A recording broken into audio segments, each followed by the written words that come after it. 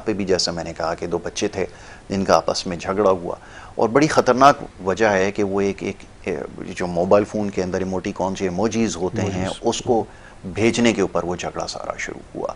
तो ये नफसियाती मसाइल जो इतने पेचीदा हो चुके हैं, पहले तो मैं चाहूँगा कि वो देख लें, उसके बाद फिर ज़्यादा वो हो सकती है, लेकिन ये तो आपके स्टडी में रोज़ की बुनियाद पर ही है कि क्या कैसे कंट्रोल किया जाए। ये एक बड़ा आम सवाल है, इसके ऊपर पूरी दुनिया में बात हो रही है, क्या कर सकते हैं, और पेरेंट्स की इसमें क्या रिस्पॉन्सिबिलिटी है, प्लस सोसाइटी का और स्कूल का इसमें कितना रोल है, इसके ऊपर चाहूँगा थोड़ी सी बात हो। बहुत अच्छा सवाल है यासिर, और ये बड़ी परेशान कुन बात है जो आप कह रहे हैं। डेफिनेटली जो न्यू जनरेशन जिसकी आप बात कर रहे हैं, ये वो जनरेशन है जिसने इंटरनेट देखा है आते हुए। हमारी जनरेशन और पुरानी जनरेशन जो है वो दोनों लोग देख चुकी है, प्री इंटरनेट और पोस्ट इंटरनेट दोनों। लेकिन जहाँ पर ये जनरेशन का ताल्लुक है, अगर हम लेट 90s की अर्ली 2000 की बात करते हैं, लेटर की, तो डेफिनेटली इंटरनेट आ गया था, और फिर देखते देखते Facebook, WhatsApp, different media, social forums हैं, उससे बड़े इफ़ेक्ट्स आए हैं इन पे। इसलिए कि एक तो ह्यूमन इंटरेक्शन कम हुई है इनके लेवल पे, दूसरे लेवल पे भी इवन एडल्ट्स। अगर आप मोबाइल स्क्रीन पे बैठे होते हैं और ज़्यादा आपके फ्रेंड्स फेसबुक पे 500, 1000, 1500 हैं, और इसका मतलब नहीं है कि आपके दोस्त बढ़ गए हैं पहले से।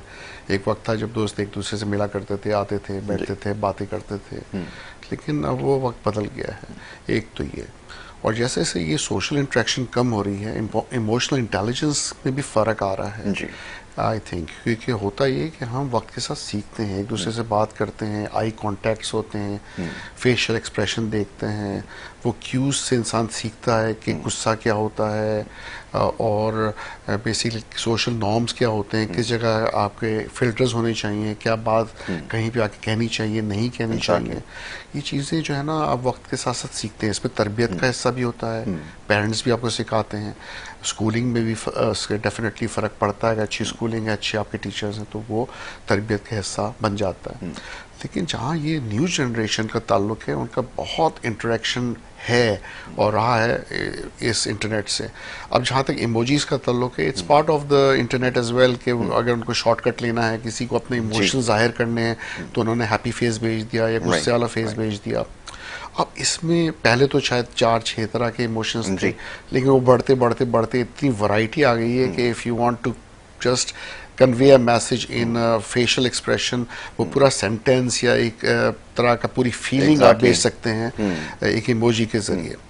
अब कई एडल्ट्स हमारे लेवल पे या पेरेंट्स के लेवल पे शायद नहीं समझ पाते कि ये जो इमोजीज हैं वो कितना इम्पैक्ट करते हैं उन लेवल पे, बच्चों के लेवल पे। एक तो वो वैसे ही इमोशनल होते हैं, दूसरा क्योंकि हार्मोन्स किक इन होते हैं, टेस्टोस्टेरोन वगैरह टीन एज में जाके, तो उनके इमोशंस वैसे ही अप एंड डाउन रहते हैं। प्लस उनके इमोशनल इंटेलिजेंस उतनी नॉर्मल नहीं है जितनी कि पहले हुआ करती थी, क्योंकि वो ज़्यादा ह्यूमन कंप्यूटर इंटरेक्शंस बढ़ गई हैं, स्क्रीन टाइम बढ़ गया है।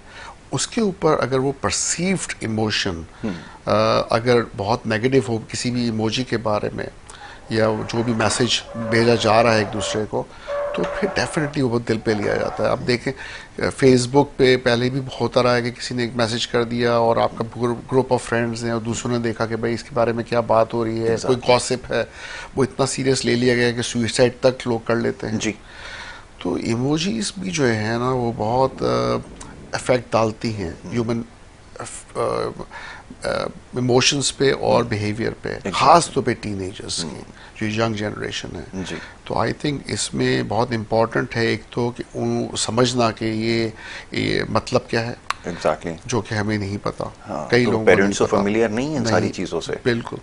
दूसरा ये कि इतना इन्वॉल्व हो जाना कंप्यूटर की उसमें कि भाई आप अपनी नॉर्मल लाइफ से हट गए हैं, आपके आस पास से दोस्त कट गए हैं, आपने तकरीबन ज़्यादातर टाइम कंप्यूटर के साथ गुजारना है, तो फिर वो आप सोशल नॉर्म से भी हट जाएंगे। आपका एटीट्यूड, बिहेवियर और रिएक्शन टू एनी इमोशन जो किसी को आ रहा है, तो उसका रिएक्शन बहुत ही एग्जेजरेटेड हो सकता है, ज़्यादा हो सकता है, और हो सकता है कि उसके साथ रिस्क भी एसोसिएटेड हो, कोई एग्रेशन का, सुसाइड का, या फिर इवन होमोसाइड का।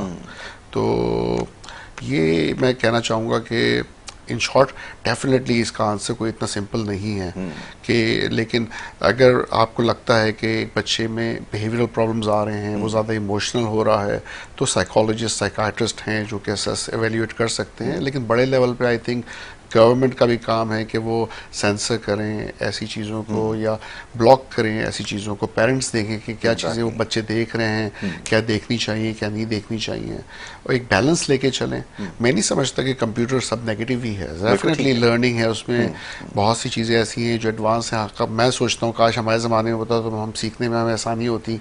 कितनी बुक्स हमने पढ़ी हैं, उसका एब्स्ट्रैक्ट और उसकी समरीज बन के आ जाती हैं। अब तो बहुत सी चीज़ें आसान हो जाती हैं, विद नो टाइम हो जाता है। अच्छे तरीके से इस्तेमाल किया है तो आई थिंक कंप्यूटर इंटरनेट का बहुत अच्छा रोल है।